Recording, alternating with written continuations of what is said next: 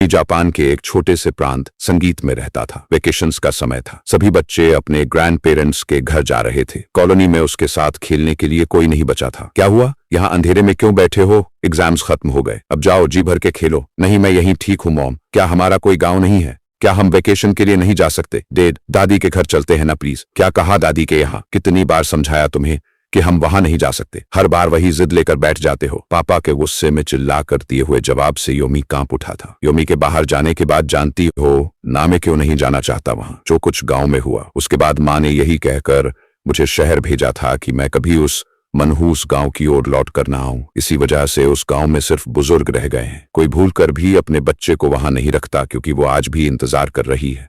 मैं जानती हूँ, आप शांत हो जाइए, वो अभी बच्चा है। समय आने पर हम उसे सब बताएंगे। मम्मी पापा मुझे कभी दादी से मिलने नहीं ले जाएंगे। 1 घंटे का ही तो रास्ता है, अब तो मैं दादी से मिलकर रहूंगा। किसी ने नहीं सोचा था कि 11 साल का योमी इतना बड़ा कदम उठा लेगा। उसी शाम बिना किसी को बताए योमी ने याकोरा गांव जाने वाली बस पकड़ी और गांव जाने के लिए निकल गया। बस से उतरकर गांव के अंदर जाते हुए वो बड़ी उत्सुकता से चारों ओर देख रहा था। यह तो बहुत छोटा सा गांव है, हर तरफ सन्नाटा और ऊंचे ऊंचे पेड़, कोई बच्चा भी नजर नहीं आ रहा। योमी ने देखा चारों ओर घने पेड़ों से घिरा एक छोटा सा लकड़ी का मकान है जहां एक बूढ़ी औरत आंगन में बैठी हुई है। दादी माँ में आ गया। क्या तुम यहाँ अचानक कैसे आ गए? तुम्हारे मम्मी पापा कहाँ हैं? उन्होंने तुझे यहाँ आने कैसे दिया? दादी ने सवालों की झड़ी लगा दी थी और दादी के माथे पर पड़ती लकीरों को देखकर यूमी हैरान रह गया था। आपको अच्छा नहीं लगा दादी? मैं पहली बार आया हूँ और आप जरा भी खुश नहीं लग रही। पोते की बात सुनकर बूढ़ी दादी ने उसे गले से लगा लिया। नहीं नहीं, अंदर आओ, खुश क्यों नहीं होंगी? बस ख्याल रखना अपना, घर से बाहर नहीं जाना, समझ गए? दादी की बात सुनकर योमी ने हाँ में गर्दन हिला दी। शाम के तकरीबन 7 बजे का समय था। आसपास घना अंधेरा छा गया था। 11 साल का योमी बालकनी में बॉल से खेल रहा था। तभी उसकी बॉल नीचे आ गिरी। योमी सीढ़ियों से नीचे उतरा। दादी रसोई में खाना बना रही थी। बिना कुछ कहे वो तेजी से घर से बाहर निकला और सामने पेड़ों के बीच गिरी अपनी बॉल को ढूंढने लगा। अचानक उसे ऐसा लगा जैसे पेड़ों के पीछे से कोई दौड़कर यहां से वहां गया है। योमी ने चारों ओर नजर घुमाई। पेड़ के नीचे से उसे एक काला साया नजर आने लगा। कोई छिपा है इधर? कौन हो सकता है? योमी छोटे छोटे कदम बढ़ाते हुए पेड़ के पीछे तक जाता है और जैसे ही वहां पहुंचकर देखता है तो उसे आसपास कोई नजर नहीं आता। कोई भी तो नहीं है। लगता है मुझे गलत फहमी हुई है। बॉल लेकर यूमी वापस ऊपर गया और फिर से खेलने लगा। बालकनी से अचानक उसकी नजर सामने पेड़ों की ओर गई।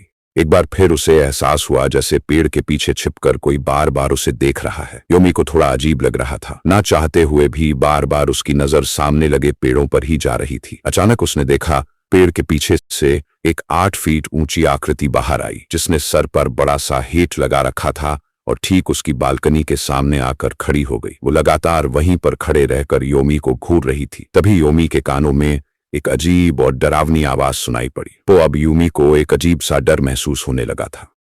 उसके सारे बदन में चींटियां काटने जैसा एहसास होने लगा। दिल की धड़कन बढ़ गई और हाथ पैर कांपने लगे। वो दौड़कर नीचे आया और दादी से लिपट गया। क्या हुआ? घर की याद आ रही है। दादी, बाहर कोई है? मैंने पेड़ के पीछे कुछ देखा, कुछ बहुत अजीब सा। उसकी सर पर हट थी और वो अजीब सा आवाज निकाल रही थी और ऐसा लगा जैसे मेरा पूरा शरीर जकड़ गया है और पूरे शरीर में एक साथ सैकड़ों चींटियां काट रही हैं। यूमी की बात सुनकर दादी के चेहरे का रंग उड़ गया। क्या? कैसी आवाज? मैं नहीं बता सकता। वो कुछ अजीब ही था पोपो जैसा। ध्यान से सुनो, किसी के लिए भी दरवाजा मत खोलना। तुम अंदर रुको, मैं देख कर आती हूँ। दादी घर से बाहर निकल गई। उसने आसपास घूर कर देखा और फिर अंदर लौट आई। आपको कोई दिखा क्या? वो बहुत लंबी सी हट वाली काली परछाई। कोई नहीं है, तू आराम से सोचा, लगता है डर गया है। जब हवा बांस से होकर गुजरती है तो अजीब आवाज आती है, उसी से डर गया होगा। दादी की बात सुनकर यूमी को थोड़ा हिम्मत जरूर मिली थी, लेकिन उसके मन में अभी भी कई सवाल घूम रहे थे। किसी तरह यह रात बीत गई थी। अगली सुबह दादी थोड़ी बदली बदली नजर आ रही थी। आज उन्होंने ना घर की सफाई की, न खाना बनाया, ना ही रोज की तरह आज उन्होंने योमी से कोई बात की। बंस बेचैन होकर कमरे में यहाँ से वहां टहलती रही। ये दादी को क्या हुआ है? मुझसे कुछ छिपा रही है क्या? थोड़ी परेशान भी लग रही हैं। क्या दादी ने सच में रात में बाहर किसी को देखा नहीं, या बस मेरा मन रखने के लिए झूठ बोला? यूमी अपने कमरे में बैठा एक किताब पढ़ रहा था। तभी उसे महसूस हुआ उसके कमरे के बाहर कोई चहलकदमी कर रहा है। दादी माँ, आप हो क्या? यूमी के पूछने पर आवाज शांत हो गई थी। अगले ही पल फिर से उसे किसी के कदमों की आवाज सुनाई पड़ने लगी। दादी माँ बोलिए ना, आप ही हो ना? यूमी के पूछने पर भी कोई जवाब नहीं आ रहा था। अभी वो कमरे के बाहर से आ रही आवाजों से परेशान था कि अगले पल उसे खिड़की के कांच को जोर जोर से पीटने की आवाज सुनाई देती है और उसी के साथ दरवाजे पर भी जोर जोर से ढक ढक होने लगती है। दरवाजे पर कोई है, खिड़की पर भी कोई है, लेकिन है कौन? दादी तो अकेली रहती है, फिर दोनों जगह एक साथ दादी तो नहीं हो सकती, और बार बार पूछने पर जवाब भी नहीं दे रही। तभी योमी को खिड़की के कांच पर एक परछाई नजर आई जिसने बड़ा सा हट लगा रखा था। ये तो वही हट वाली लंबी औरत है जो मुझे बाहर दिखाई दी थी। मतलब वो मेरा वहम नहीं था, सच में वहां कोई था। अचानक उसे फिर से पो की आवाज सुनाई देने लगी। योमी ने अपने कानों पर हाथ रख लिया और जमीन पर बैठ गया। उसे कुछ समझ नहीं आ रहा था कि वो क्या करे। डर के मारे उसका शरीर पूरी तरह कांप रहा था। कुछ देर बाद आवाज आनी बंद हो गई, लेकिन अब वह इतना ज्यादा डर चुका था कि अपने कमरे से पांव बाहर निकालने तक की हिम्मत उसमें नहीं बची थी। डर ने यूमी के दिमाग को अपने कब्जे में कर लिया था और छोटी सी आहट पर उसका दिल कांप रहा था। ऊपर से बार बार यूमी के पुकारने पर भी दादी एक बार भी उसके कमरे में नहीं आई थी। रोते रोते योमी बिस्तर पर सो गया था। अचानक उसे महसूस होता है कि उसकी दादी ने आकर उसे जंजीर कर उठा दिया है। क्या हुआ दादी? चल। दादी ने उसका हाथ पकड़ा और उसे घर से बाहर ले जाने लगी। लेकिन कहाँ? दादी ने उसकी बात का जवाब नहीं दिया और उसे घर ले जाकर एक अंधेरी झोपड़ी में धक्का दे दिया। यूज़ा जमीन पर गिर पड़ा। जब तक वह खुद को संभाल कर उठ खड़ा हुआ, दादी दरवाजा बंद करके जा चुकी थी। दादी दादी, ये कहाँ लाई हो मुझे? एकाएक उसके कानों में फिर से वही पोपो वाली डरावनी आवाज सुनाई देने लगती है। यूं ही डर से रोने लगा था। दादी खोलिए ना, दादी मुझे डर लग रहा है दादी। तभी उसे अपने माथे पर कुछ चिपचिपा पदार्थ टपकता हुआ महसूस होता है। वो गर्दन उठाकर देखता है। छत से उल्टी लटकती एक डरावनी औरत नजर आती है। उसके सर पर हेड थी, चेहरा सफेद और आंखों की जगह गहरे काले गड्ढे थे। योमी ने अपने हाथों की ओर देखा। वो खून में सने हुए थे। योमी के मुंह से चीख निकल पड़ती है। अचानक उसकी मां जाती है। वो पसीने में भीगा हुआ था और दादी उसके मुंह पर पानी के छींटे मार रही थी। ये क्या कर रही हो आप? शोर मत करो वरना वो फिर से आ जाएगी। कौन दादी? हाँ वही 8 फुट वाली लंबी औरत। देखा है ना तूने उसे? उसने तुझे पसंद किया है। अब तुझे जाना होगा। दादी मैं कहीं नहीं जा रहा, मुझे बचा लो दादी। आप ये क्या बोल रही हो? अच्छा ठीक है, मैं कुछ करती हूँ, कमरे से बाहर मत जाना, और हाँ किसी को ये सब बताना मत, चुपचाप यहीं कमरे में रहना। दादी घर से बाहर निकल गई थी। कुछ देर बाद लौट कर आई तो उनके हाथ में कुछ था। ये क्या है दादी? आप इससे क्या करने वाली हो? शुश चिन्ह है। अगर मैं इसे तेरे कमरे के बाहर बनाऊंगी तो वो यहाँ नहीं आएगी। बस एक दिन और फिर सब सही हो जाएगा। दादी की ठहरी हुई आवाज और पथरीली सी आंखें यूमी को अब अजीब सी उलझन में डाल रही थी। लेकिन वो एक छोटा बच्चा था और इस समय वो खुद को बिल्कुल असहाय महसूस कर रहा था। दादी के सिवा वो और किसी पर भरोसा नहीं कर सकता था, इसलिए जैसा दादी ने कहा उसने वैसा ही किया। आज तीसरा दिन था। यूमी कमरे में अकेला था। तभी उसे बाहर खिड़की से एक आवाज सुनाई दी, योमी यहाँ आओ, जल्दी करो। योमी के जवाब ना देने पर अचानक उसे कमरे की खिड़की पर जोर जोर से दस्तक सुनाई देनी शुरू हो जाती है। जल्दी मेरी बात सुनो वरना मैं तुम्हें बचा नहीं पाऊंगी। यह आखिरी मौका है, योमी ने महसूस किया। ये तो कोई जानी पहचानी आवाज है। डरते हुए वो खिड़की के नजदीक आया तो तेज आवाज के साथ खिड़की अपने आप खुल गई। मैं दादी हूँ बेटा, घबराओ मत, बाहर आओ। मैंने पंडित से पूछकर टोटका किया है, हमें जंगल में जाकर यह करना होगा। जल्दी बाहर आओ। मैं तो डर ही गया था दादी, मुझे लगा फिर से वो आ गई। ठीक है मैं आता हूँ। योमी कमरे से बाहर ही जा रहा था कि तभी उसका फोन बजने लगता है। योमी बेटा तुम ठीक तो हो ना? तुम्हारी माँ को बुरा सपना आया और दादी भी फोन नहीं उठा रही। योगी अपने पापा को सारी बातें बता देता है। क्या कहा?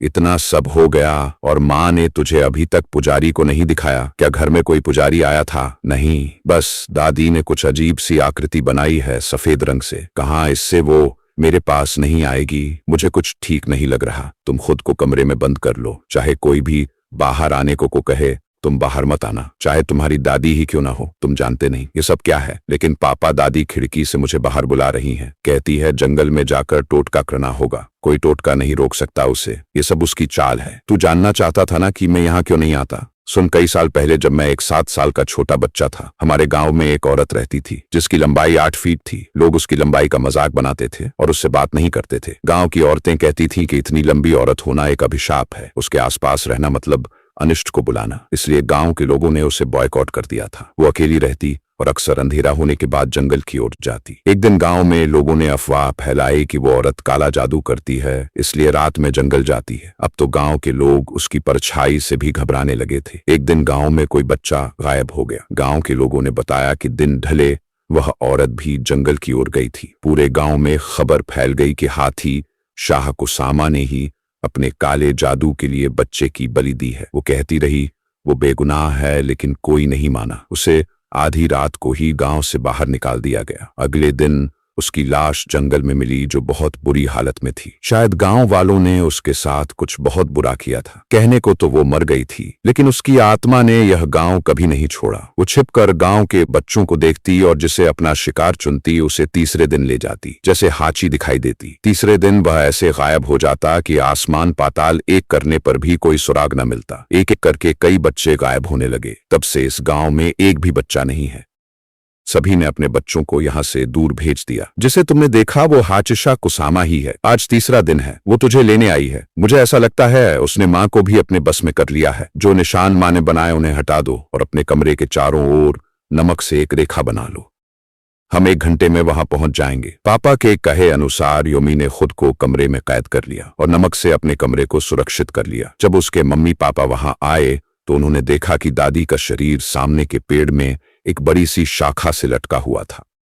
उनके सीने में लकड़ी धंसी हुई थी और चारों ओर खून बिखरा हुआ था। आज आखिरी रात थी, यानी कि आज की रात वो यूमी को ले जाने की कोशिश जरूर करेगी। यह बात समझते हुए यूमी के पापा ने माँ को उसी हालत में छोड़ दिया। उन्होंने दौड़कर यूमी के कमरे के हर कोने पर ताबीज बांध पूरी रात उसके कमरे के बाहर पहरा दिया, जिसके कारण वह वहां नहीं आ सकी। किसी तरह वह डरावनी रात तो बीत गई, लेकिन अगली सुबह दादी के अंतिम संस्कार से पहले ही योमी को लेकर उसकी माँ शहर के लिए निकल गई थी, क्योंकि कहते हैं वह अपने शिकार को लेने वापस जरूर आती है।